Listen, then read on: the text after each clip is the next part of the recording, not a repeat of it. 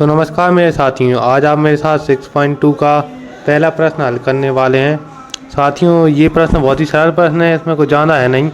चलो जल्दी से मैं आपको ये प्रश्न हल करा देता हूँ। और साथियों, अगर आपको वीडियो पसंद आए, मतलब समझ में आए, तो आप लाइक ज़रूर करना और सब्सक्राइब भी कर लेना। चलो तो साथियों, सबसे पहले क्या होता है, ये इसको अपन फैक्टोरियल कहते हैं। जो ये चिन्ह है ना साथियों, अपन इसको क्या कहते हैं, फैक्टोरियल कहते हैं। और इसका एक फार्मूला होता है, मैं आपको बताने वाला हूँ कौन सा फार्मूला होता है। ये वाला फार्मूला होता है, कौन सा होता है, n इंटू में n माइनस में 1 इंटू में n माइनस में 2। और इस फॉर्मूले को जब तक ले जाया जाता है जब तक कि n जो होता है, मतलब n कौन है, यहाँ पे कौन है, n जो है ना वो 8 है, मतलब अपनी n की संख्या है ना वो 8 है। इसको तब तक ले जाया जाता है कि जब तक कि अपना n ऐसा होना चाहिए कि उसका मान 1 ना आ जाए। 1 ना आ जाए से मतलब क्या है, जैसे देखिए यहाँ पे क्या है कि n माइनस में 1 लिखा है, तो n माइनस में 1 कितने होते हैं दोस्तों, 7 हो जाएंगे। इसी तरह इसका मान क्या आप यहाँ पे क्या रखेंगे, 7 रखेंगे। और इस फॉर्मूले को इतना आगे बढ़ाएंगे कि जो n है ना उसका मान 1 हो जाए। तो इसका कहाँ तक आगे बढ़ाएंगे, अपन इसको ले जाएंगे कि n माइनस में 7 तक ले जाएंगे। इतना लंबा फॉर्मूला लेगा ना तो उसका मान क्या हो जाएगा, 1 आ जाएगा। चलो साथियों, और मैं क्या है ये आपको प्रश्न के जरिए समझा देता हूँ। बस पहले मैंने आपको ये फॉर्मूला बता दिया था। चलो तो अब जल्दी से क्या करते हैं, इसको करते हैं। क्या क्या होगा, n माइनस में 1 इंटू में n, मतलब n नहीं सॉरी 8 माइनस में 2। फॉर्मूला तो ये है, मैं इसको मान रख रहा हूँ इस फॉर्मूले में। इसका 8 माइनस में 3 इंटू में 8 माइनस में 4। 8 माइनस में 4 कितने होंगे, 4 होंगे। मतलब अभी अपना काम ख़त्म नहीं हुआ, अभी 4 होंगे। जब तक नहीं करना जब तक 1 ना हो जाए। 8 माइनस में 5 कितने होंगे, 3 होंगे। 8 माइनस में 6 कितने होंगे, 2 होंगे।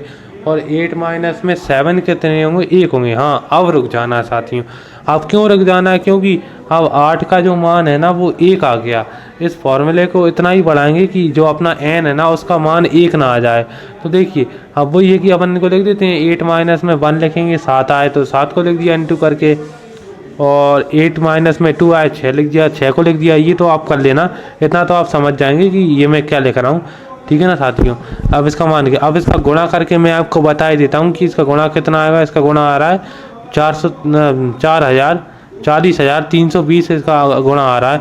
तो ये इसका मान होगा। इसमें क्या करना था, अपन को मान ही ज्ञात करना था। चलो तो अब मैं आपको क्या करता हूँ, अगला प्रश्न हल करवा देता हूँ। ये देखिए साथियों, इसमें क्या होने वाला है मेरे साथियों, ये भी बहुत सरल सा ही प्रश्न है, कोई बड़ा बात नहीं है, बहुत सरल सा प्रश्न है। इसमें क्या है, अपने पास 2 मान है, 2 मान नहीं अलग अलग जगह है। मतलब एक माइनस के इस साइड वाला n जो है वो उसमें 4 का मान रखा होगा, और एक इस साइड ये 3 है ना, इसको अलग लिखेंगे। अलग लिखेंगे कैसे, मान समझना जरा।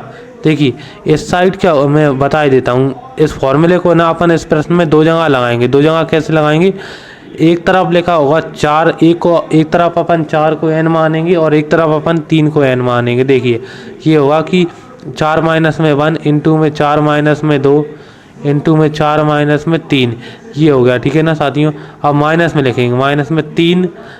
वो फॉर्मूला ज़रूर आप लिख लेना साथियों कहीं पर, मतलब आप अगर कॉपी लेके बैठे हो तो उसमें लिख लेना। ठीक है ना साथियों। ये है क्या, इसमें 3 माइनस में 1 और 3 माइनस में 2, तो ये होगा। ये यहीं तक आ गया। यहीं तक क्यों लिखेंगे, क्योंकि अपना काम ख़त्म हो गया, अब कोई ज़्यादा बड़ी बात नहीं है। ठीक है ना साथियों।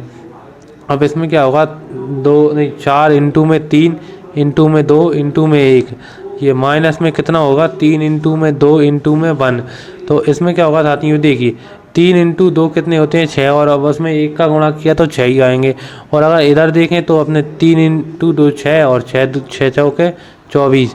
24 में से अगर अपन माइनस 6 को घटाएंगे तो कितने आंसर आएंगे, 18 आएंगे। चलो तो साथियों ये भी हो गया है। चलो मिलते हैं आपको अगली वीडियो में। धन्यवाद साथियों।